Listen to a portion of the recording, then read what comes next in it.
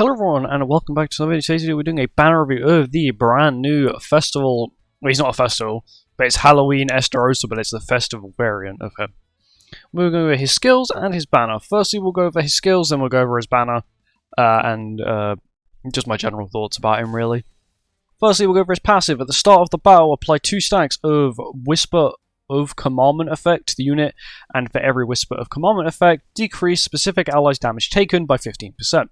When the unit has Whisper of Commandment effect, when enemies attack, specific allies decrease that enemy's critical damage by 40%. Also, for every applicable ally participating in battle, increase that ally's attack by 7%. For every Whisper of Commandment, once again, effect that is removed, increase the unit's all stats by 15%. And when all Whispers of Commandment effects are removed, apply Uncontrollable Darkness for 2 turns to all enemies. Okay, his specific allies are Demon Race and Commandments, so it's a little bit wider range than a normal character. Whisper of Commandment is immune to all debuffs. Uncontrollable Darkness is minus 15% all stats to enemies. And then once again, his commandment hasn't changed. In PvP, whenever you play a skill, or whoever plays a skill, they lose a buff. So that's how it works. First skill, which is the brand new effect, which is 2 times crit damage. It's called Blackout. It's 2 times crit damage. And then for every Uncontrollable Darkness debuff on the enemy, increase damage by 50%, which is quite a large amount. Also got like a standard multiplier as well. 180 probably to 270, and then 450 is probably the final one. And I am pretty sure I'm right. Yeah, 450%. There you go. And then he runs away. And he's happy he's stolen someone's candy. And then we've got his AoE, which is just Pierce. Standard Pierce rate. Standard multiplier. Nothing different. Pierce is a very good skill though, because it does a lot of damage. It's very good against enemies that have high resistances. And just high defense in general, it does good against. He's got very good animations. I will say he's got very good animations, especially gold cards. Ultimate, he also has a standard ultimate, so normal Estarossa ult. It is customized though, so it is Halloween themed, which is cool to see. It's actually it's not scary. I actually prefer this ultimate, it's more goofy. And that's it for Estarossa. Estarossa himself seems like a good unit PvP wise, so now we're going to go over his banner, then I'm going to give you my thoughts on Estarossa himself. So Estarossa, of course, rate up, 3% banner. Bad. She's still bad. He's not the worst. She's quite good. He is super rare. This Slayer is insanely rare and barely comes out on any banners. She's also rare but really bad. She isn't the worst. This Merlin's actually quite good. This is the Halloween Merlin. Overall, the banner itself, pretty bad. The only real redeeming thing about it is it has Slayer on it, and once again, Estarossa, it has rate up. That's literally it. Estarossa himself, current problems, he only seems to be really a PvP character. His Pierce rate skill does lots of damage, his single target does lots of damage, his ultimate 1/6 will do okay damage, not the best, but still do okay damage. And yeah, once again, biggest problem is that he's PvP only, basically.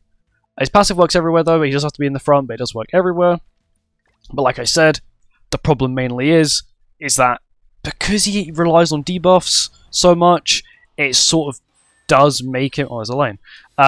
It sort of does make him PvP only. Or even Hero Arena. Hero Arena and Chaos Mode. He'll do quite well on both of them as well. But that's about all he's got on him. Which is, it's unfortunate. Maybe if the debuffs were grey, it would have been fine, but they are red. Meaning that, once again, PvE is not really going to be his domain. I was expecting to see Halloween melee. I think I'm going to stop there. 3 multis is enough. But you can get the multi day 1. So we do get 1 free multi and a free level 90 coin. You can get the free multi day 1. We're going to go over the challenges with you. Or if I can access it. So you have 3 PvP matches. That one's like buy 3 stuff from the event shop. That's complete the Halloween story. Actually, no, sorry. This is upgrade gear, so that's awaken gear 3 times. That's PvP 3 times. That's complete the Halloween story, which you have to get 9 diamonds for completing. That is do 10 lines of the bingo, so get 10 rewards on the bingo.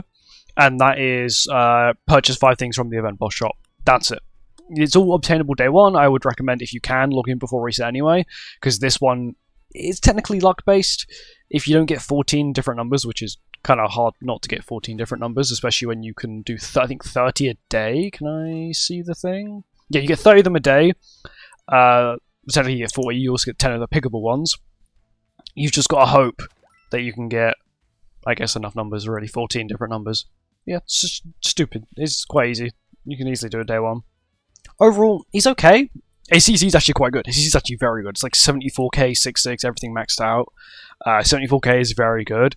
I think I would say he's on par with, like, maybe he's a little bit less CC than like Vittoria and collaboration characters, which is to be expected because they are collaboration characters.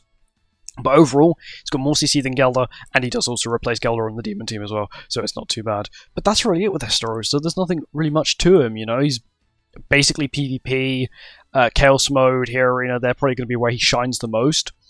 Probably Hero Arena is where he'll do very well, because the debuff immunity will be insane. Absolutely insane, especially when you're against fairies, and let's say you go second, he might be very good for that. But once again, we do have a collaboration on the horizon. This banner lasts for 2 weeks on Global. This date is the JP date, so it lasts 2 weeks on Global, which means, let me quickly do the peek at the dates.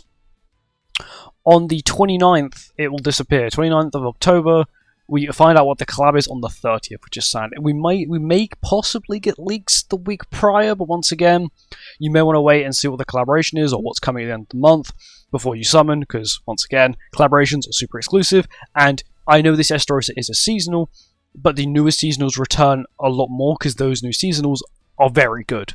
That's the reason why Slater's rare. He wasn't the best seasonal in the first place, so, you know, better seasonals, more likely to return lots. Gelder is a very good example. Like, Gelder came out in, she's a Valentine's Day character, and she released just after Arthur, so that would have been mid-March, and she's quite frequently on banners, and I feel like that is because she's a very good character. Estarossa is a good character.